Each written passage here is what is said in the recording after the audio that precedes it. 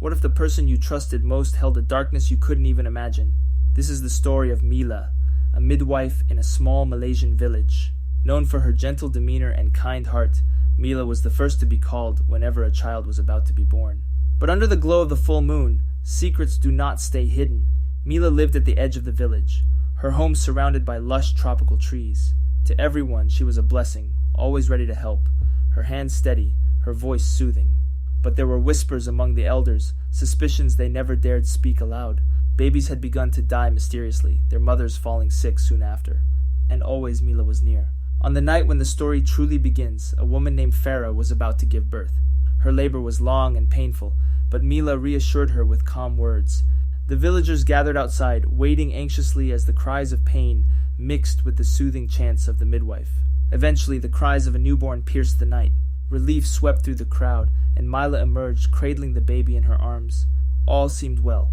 That night, as Farah and her child rested, Farah's husband Amir stayed awake, haunted by a peculiar unease. As the village grew silent and the moon climbed higher, Amir decided to check on Mila, curious about the strange behavior she'd exhibited earlier.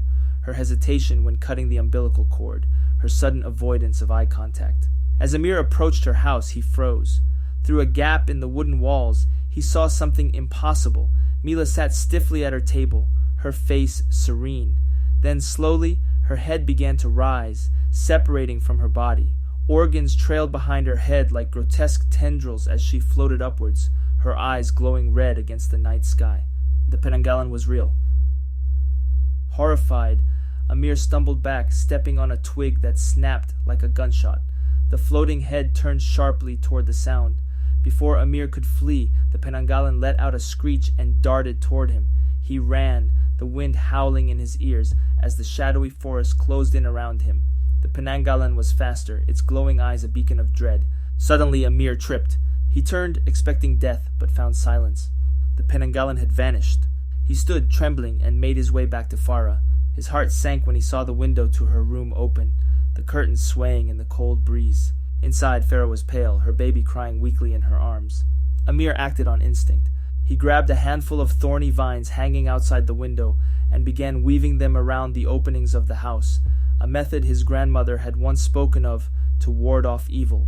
The penanggalan returned, its terrible form hovering outside, snarling in frustration as the thorns blocked its path. It screeched and writhed but could not enter. As dawn approached, it retreated into the forest. Amir stayed awake, guarding his family until sunrise.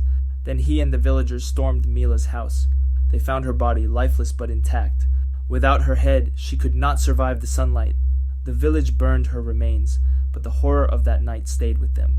The story of Mila, the trusted midwife who was a penanggalan, serves as a chilling reminder. We often trust those closest to us without question, but do we ever truly know their secrets? The next time you feel uneasy around someone, or when the shadows of the night seem darker than usual, remember this tale. In the quiet of the night, sometimes what we see is not nearly as frightening as what we don't.